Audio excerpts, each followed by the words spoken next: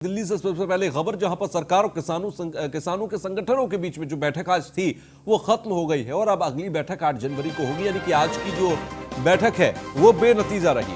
तो 8 जनवरी को अगली बैठक होगी। आज की भी बैठक बेनतीजा निकली, कोई भी नतीजा नहीं निकल सका।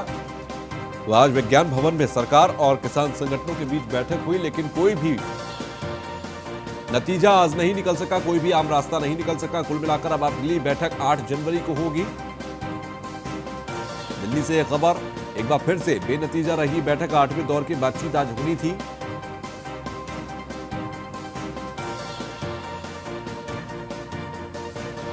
तो किसान संगठन और सरकार के बीच यह 8वें दौर की बातचीत आज हुई है।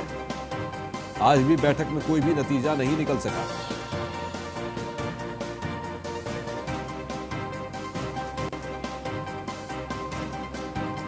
सरकार और किसान संगठनों की बैठक खत्म हुई। 8 जनवरी को अगली बैठक होगी।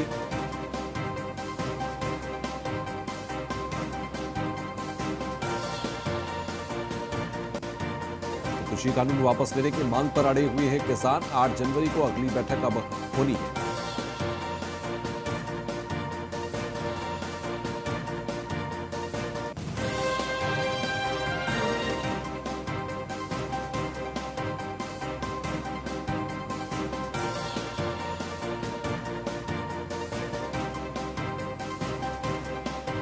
एसोसिएट एडिटर ब्रजेश श्रीवास्तव हमारे साथ जुड़ गए हैं। ब्रजेश, आज 8वें दौर की बातचीत भी बेनतीजा रही।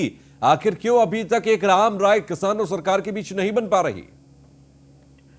देखिए तुषार, सबसे बड़ी बात यह है कि वहीं का वहीं मामला लटका हुआ है। किसान साफ तौर पर अपनी इच्छा बता चुके हैं कि आप किसान बिल वापस लीजिए, लेकिन सरकार किसान बिल वापस नहीं लेना चाहती और इसी मुद्दे को लेकर के आखिरी दौर पर एक बार फिर बातचीत टूट गई। अब जब अगली बातचीत है वो 8 तारीख को होगी। सबसे बड़ी बात यह है कि बहुत सारे मुद्दों को लेकर के किसान कुछ हद तक सहमत भी नजर आ रहे हैं, लेकिन जो उनकी सबसे बड़ी समस्या ये है कि वो सरकार पर भरोसा नहीं कर पा रहे। उन्हें लगता है कि अभी अगर आंदोलन टूट गया तो उसके बाद सरकार अपना वादा पूरा नहीं करेगी। इसलिए वो चाहते हैं कि सरकार पहले अमेंडमेंट करे और अमेंडमेंट करने के बाद फिर उसके बाद हम वहां से हटेंगे। लेकिन सरकार चाहती है कि आप पहले आंदोलन को खत्म कीजिए और आंदोलन को खत्म करने के बाद जो है फिर उसके बाद हम लोग उस पर एक कमेटी बना रहे हैं और उसको पूरा सारा जो है देख करके फिर उसके बाद हम लोग जो है उस पे आप जो कह रहे हैं उस पर तमाम शर्तों के साथ हम उस पे संशोधन करेंगे। तो कमोबेश स्थिति ये है और यही वजह है कि फिलहाल जो बगैर किसी नतीजे के बैठक खत्म हो चुकी है।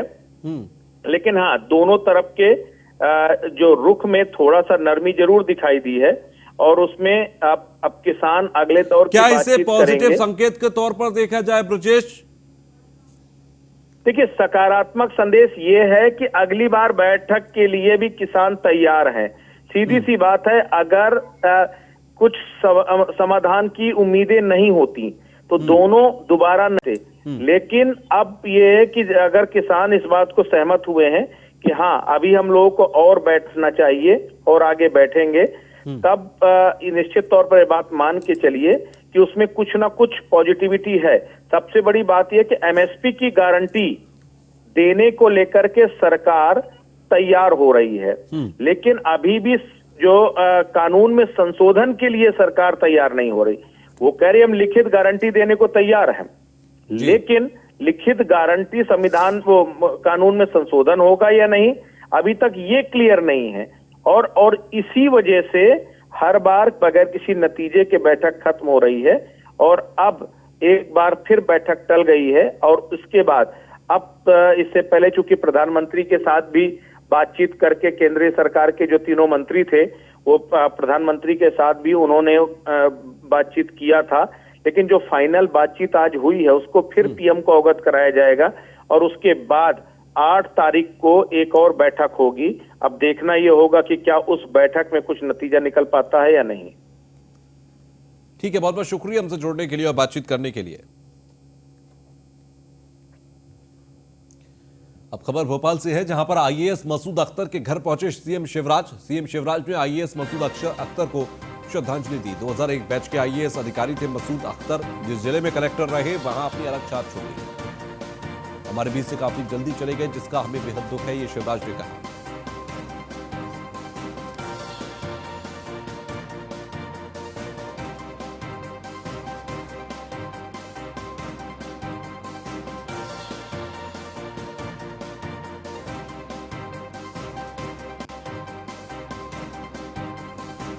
तो इस दुख की घड़ी में मैं उनके परिवार के साथ खड़ा हूं। सीएम शिवराज की तरफ से इन बातों को आज कहा गया। ये आईएएस मसूद अख्तर के घर श्रद्धांजलि अर्पित करने के लिए पहुंचे।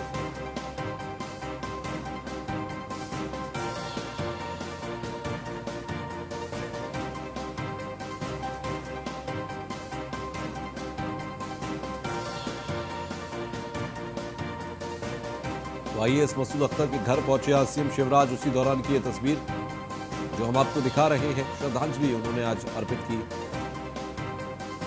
2001 बैच के ये आईएएस है।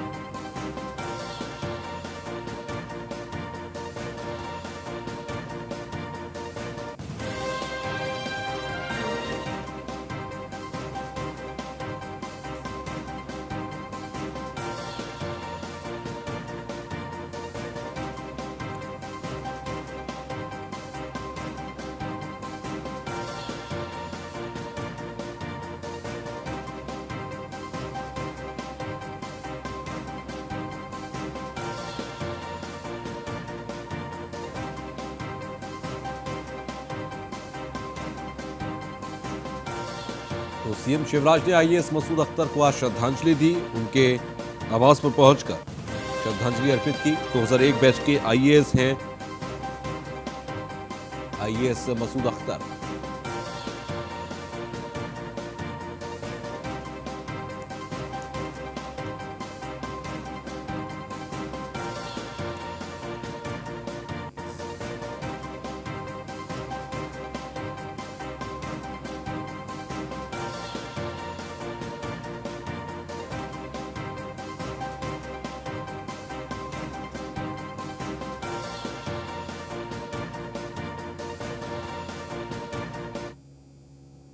खबर रायपुर से, जहां पर सीएम भूपेश बघेल ने सेंट्रल लाइब्रेरी का लोकार्पण किया। 6 करोड़ की लागत से बने हैं 3 मंजिला सेंट्रल लाइब्रेरी। सेंट्रल लाइब्रेरी के एग्जीबिशन हॉल, फूड कोर्ट और डिजिटल लाइब्रेरी और इंक्यूबेशन सेंटर का शुभारंभ हुआ। स्टील फ्लोर में 998 वर्ग मीटर में 4 पहिया वाहनों के लिए पार्किंग बनी है। 2 पहिया वाहनों के लिए भवन में दोनों ओर 362 वर्ग मीटर की पार्किंग है। तो ये भवन बनकर तैयार हुआ। डिजिटल लाइब्रेरी और इंक्यूबेशन सेंटर का भी उद्घाटन किया गया। रायपुर के अंदर 6 करोड़ रुपए की लागत से ये 3 मंजिला सेंट्रल लाइब्रेरी बनाई जा रही है।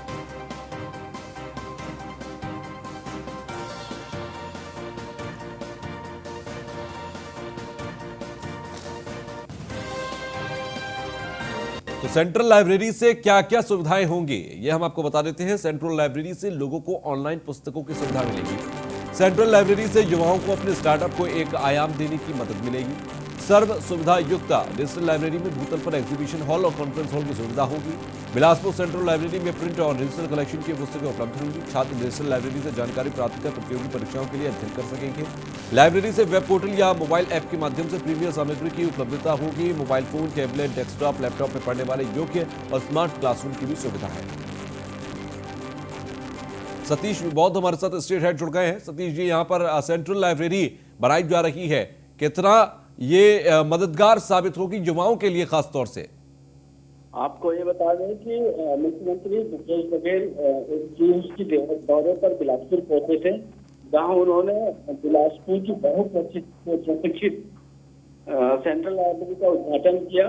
ये जो लाइब्रेरी है, ये ऑनलाइन भी बच्चे यहाँ पर आकर पढ़ सकते हैं और यहाँ पर जितनी भी बुक है जो कॉम्पिटिटिव एग्जाम के लिए जरूरत होती है वो बच्चों को मिलेगी यहाँ पर। क्योंकि छत्तीसगढ़ जो बिलासपुर है, छत्तीसगढ़ का नया गांव कहा जाता है। यहाँ पर बीएससी की कोचिंग के लिए बहुत सारे कोचिंग है। इसको देखते हुए सेंट्रल लाइब्रेरी बच्चों के लिए बहुत कारगर साबित होगी। ठीक है, शुक्रिया हमसे जुड़ने के लिए।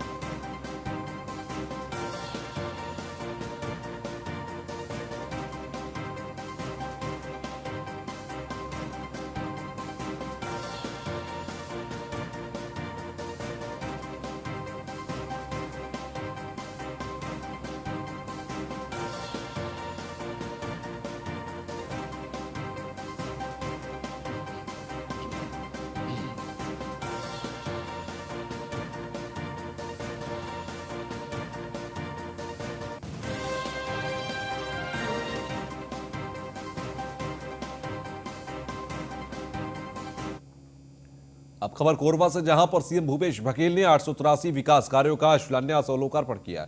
836 करोड़ से ज्यादा की लागत के विकास कार्यों का शिलान्यास लोकार्पण हुआ है। 776 करोड़ रुपए से ज्यादा के 159 विकास कार्यों का भूमि पूजन हुआ। 61.5 करोड़ रुपए के 38 विकास कार्यों का लोकार्पण हुआ। 686 हितग्राहियों को 7.5 करोड़ की सामग्री का वितरण हुआ। विधानसभा अध्यक्ष डॉक्टर चरणदास महंत, शिक्षा मंत्री डॉक्टर प्रेमसाय सिंह टेका भी मौजूद रहे।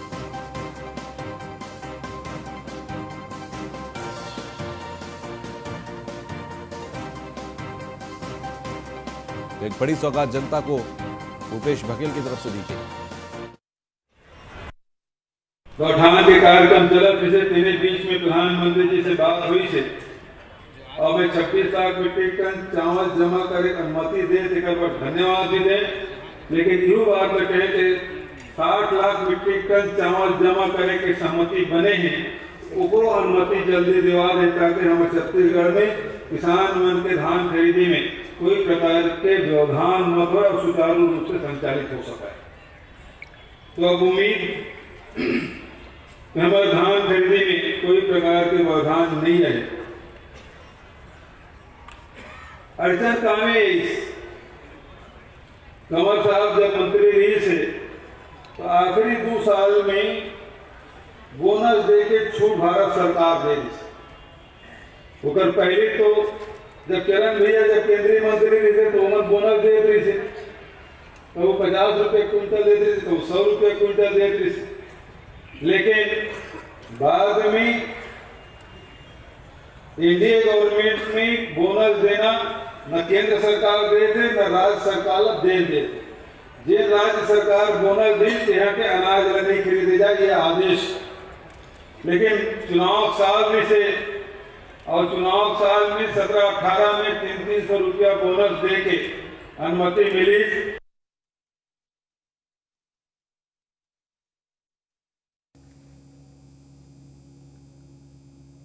तो सीएम भूपेश बघेल आज पहुंचे जनता के बीच और वहां पर एक कार्यक्रम के अंदर 883 विकास कार्यों का लोकार्पण और शिलान्यास उन्होंने किया। 686 हितग्राहियों को 7.5 करोड़ की सामग्री का वितरण भी आज उन्होंने किया है। कोरबा के अंदर पहुंचे थे मुख्यमंत्री भूपेश बघेल। सूरत से खबर, जहां पर लकड़ी के गोदाम में आग लगी है। आसपास के घरों को भी खाली कराया गया। दमकल की 9 गाड़ियों ने आग पर काबू पाया। कतार गांव कासनगर इलाके का मामला, जहां पर लकड़ी के गोदाम में आग लगी और आग लगने से आसपास के घरों को बचाने के लिए उन्हें खाली करा दिया गया है। ये लकड़ी का गोदाम है जहां पर आग लगी। 9 गाड़ियों ने मिलकर यहां आग पर काबू पाया। कैसे ये आग लगी, तमाम अभी जांच के विषय। फिलहाल आग पर काबू पा लिया गया है।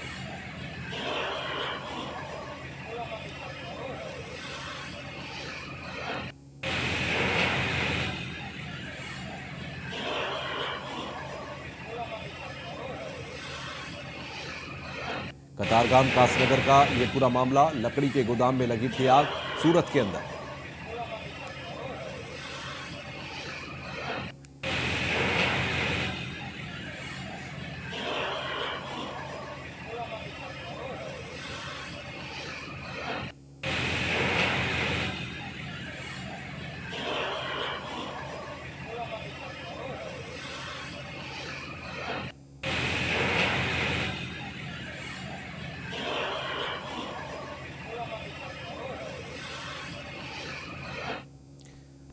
खबर अब छत्तीसगढ़ से है, जहां पर क्षेत्र के 19 पंचायतों की जनता को ना तो केंद्र की कोई योजना का फायदा मिल रहा है और ना ही राज्य की योजनाओं का साल 2013 और 14 से निर्माण हुए हैं। अचानक टाइगर रिजर्व फॉरेस्ट के ग्राम पंचायतों के नगर पालिकाओं के विस्थापन की पहल कर दी गई, लेकिन यह भी आज ये पूरी प्रक्रिया ठंडे में है, जिसकी वजह से ना तो क्षेत्र में विकास हो रहा और ना ही क्षेत्र की जनता को मूलभूत सुविधाएं मिल पा रही है।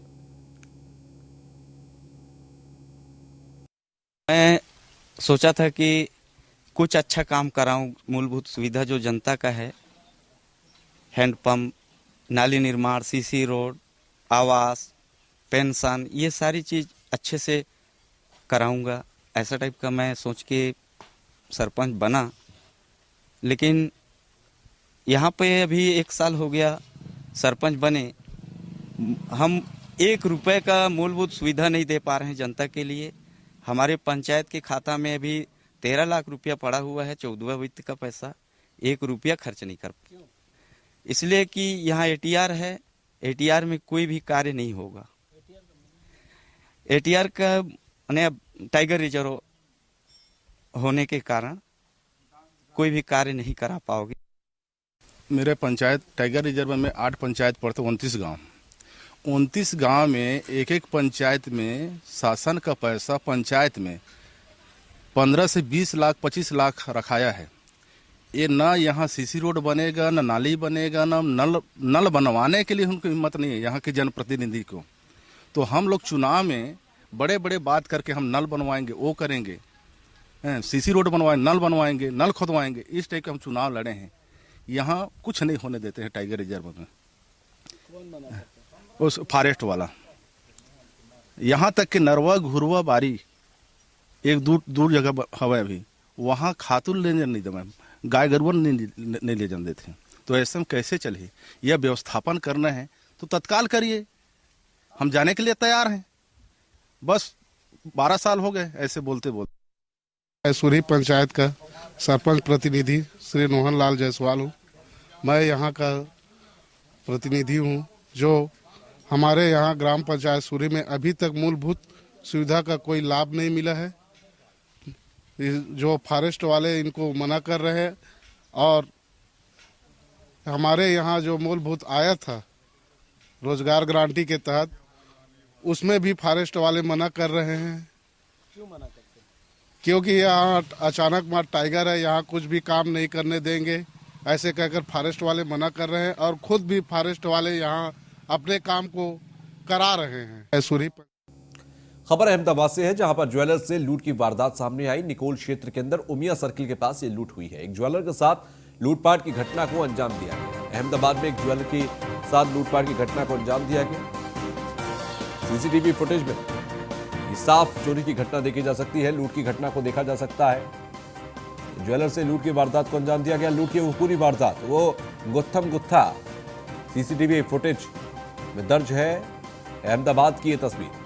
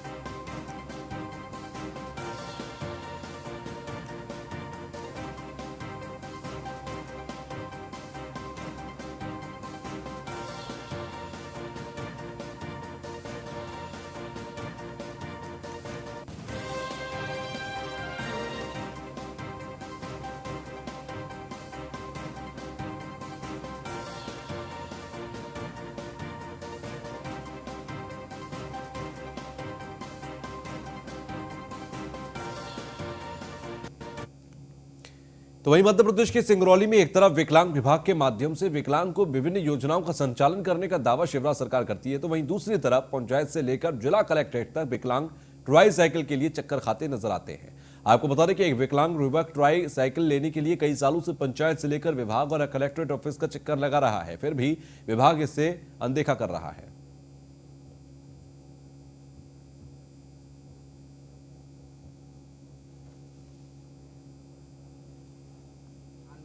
से विकलांग हूँ, लेकिन इतने दिन से मैं कोई पंचायत में बार बैठक न होवे करे, न कोई जानकारी मिले, न कहीं न मैं जा पाता हूँ ना।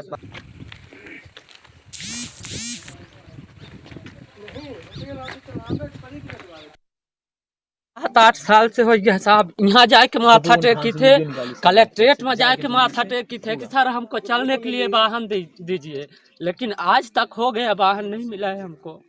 बताइए हम किस तरह जी रहे हैं। इस पैर में हमारा सरिया डला हुआ है, इस पैर में, इसमें इसमें इसमें राड डला हुआ है।